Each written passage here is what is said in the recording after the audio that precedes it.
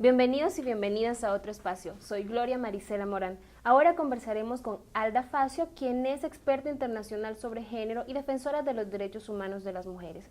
Ella también es asesora en la organización Asociadas por lo Justo. Bienvenida, Alda. Muchas gracias. Con ella vamos a conversar ahora sobre un tema que ha causado polémica en las últimas semanas y es la despenalización del aborto. Ella nos comentará cuál es la situación actual de la región en este tema y sobre todo en El Salvador. Alda, me gustaría iniciar con lo que ya dije antes, que nos hagas un panorama de la región sobre los derechos humanos de las mujeres y la violación que hay en estos.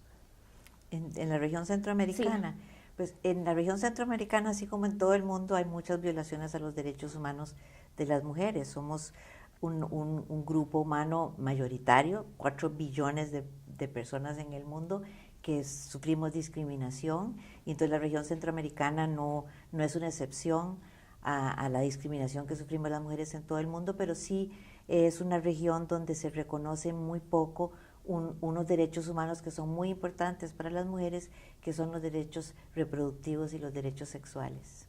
En El Salvador, en materia de los derechos reproductivos y sexuales, ¿cómo está? Es uno de los países donde la situación es más grave porque hay una total penalización del aborto, no se permite en ninguna circunstancia, cosa que ya en casi ningún otro país de Centroamérica es así el caso. En todos los países de Centroamérica está penalizado el aborto, pero se permiten abortos en ciertos casos, como cuando peligra la vida y la salud de las mujeres, cuando es producto del embarazo, producto de una violación o de incesto, o cuando el producto del embarazo no es viable. ¿Cuál cree que son los principales factores que influyen para que una sociedad como la salvadoreña ni siquiera permita estos 3 tipos de aborto de los que se está pidiendo ahorita la despenalización, que antes de 1999 se permitían?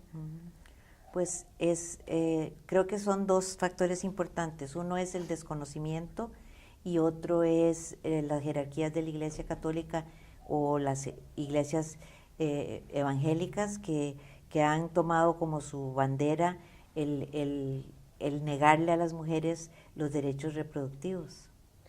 ¿Por qué cree que las mujeres son las principales ofendidas o las principales denigradas en sus derechos en una sociedad como esta? Aparte de que la iglesia, y también tenemos a fundamentalistas de derecha que están luchando porque no se despenalice.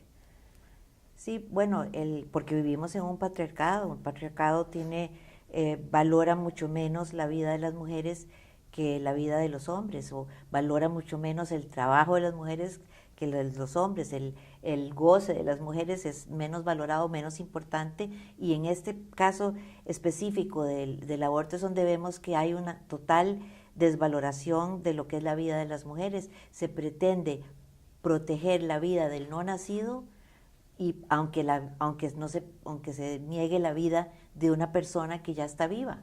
¿Qué entonces deben hacer más? ¿En qué deben trabajar más las organizaciones sociales nacionales para que se entienda el punto de que se está pidiendo principalmente 3 tipos de aborto y no la despenalización absoluta del aborto? Sí, y en eso los medios de comunicación tienen que jugar un papel muy importante, que es informar a la población, porque no se está pidiendo la despenalización total del aborto, que es lo que he visto mucho en los medios, sino que se está tratando en estos momentos de salvar la vida de las mujeres y no someter la tortura, como es obligar a una mujer a llevar un embarazo a término cuando el producto del embarazo no es viable, se va a morir de todas maneras ese ser no nacido, y sin embargo se la somete a la mujer a que tenga que esperar al parto. Esto ya el Comité contra la Tortura de Naciones Unidas ha dicho que esto es una forma de tortura, obligar a una mujer a llevar a término un embarazo que no tiene ninguna posibilidad de sobrevivir ese feto.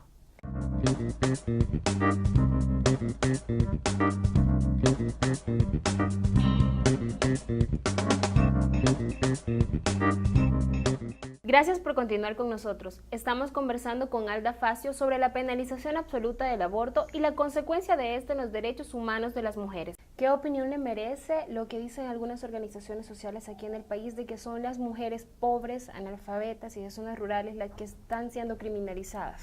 Sí, y eso porque pretenden quienes penalizan el aborto pretenden que es para, se penaliza todos los abortos, sea para cualquier mujer que lo haga, pero una mujer con dinero se va a otro país a hacerse el aborto o paga un aborto a un médico que muchos lo hacen si el pago es grande, ¿no?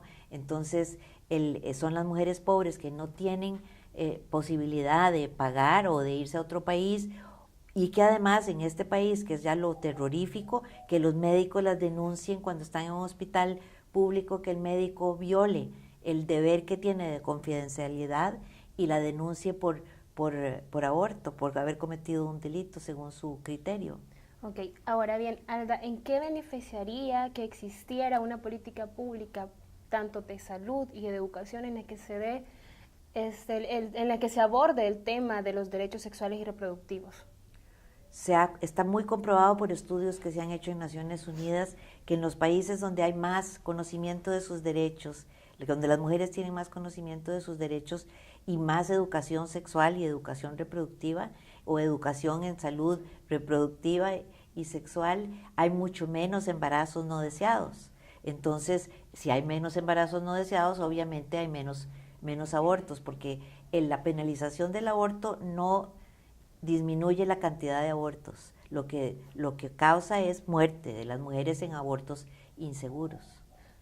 En comparación a otros países, o mejor dicho, hágame una comparación entre El Salvador y otros países que penalizan el aborto. Creo que El Salvador es uno de los países, de los pocos países que aparte que lo despenaliza, persigue a las mujeres. Sí, yo creo que es el único en América Latina, porque otro país que tiene completamente penalizado el aborto es Chile. Por cierto, ahora en la Asamblea Legislativa, en el Congreso de Chile, se está ya discutiendo la despenalización en estas 3 causales, pero no hay ninguna mujer está en la cárcel por haber cometido aborto, porque los médicos no las denuncian, porque consideran que no es algo que les toca a ellos hacer.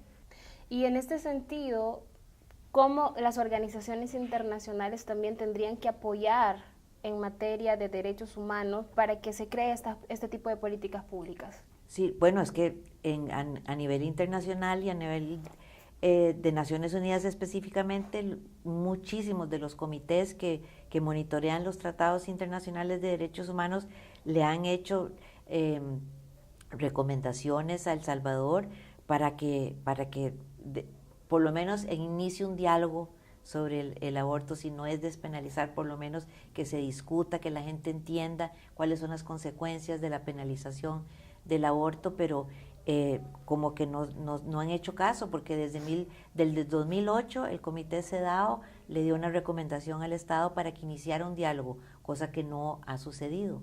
Y el Comité de Derechos del Niño también ha recomendado al país que despenalice en casos de violación e incesto, defendiendo a las niñas, que muchas niñas, y en este país creo que es el país con la tasa de embarazo adolescente más alta del mundo. Entonces, y eso es mucho es producto de incesto y de violación a niñas, en niñas tan jóvenes como de 10 y 11 años. Entonces el Comité del Niño también está preocupado por esta situación. El Comité contra la Tortura, como les decía, ya también se ha pronunciado. El Comité de Derechos Humanos, la Corte Interamericana de Derechos Humanos, pero como que no quiere escuchar las voces de la comunidad internacional, el Estado salvadoreño no quiere. Entonces le toca también a las organizaciones salvadoreñas de derechos humanos y de mujeres seguir presionando al Estado para que haga algo. Bien, Alda, hemos llegado al final de otro espacio. Gracias por acompañarnos. Estuvo con ustedes Gloria Marisela Morán.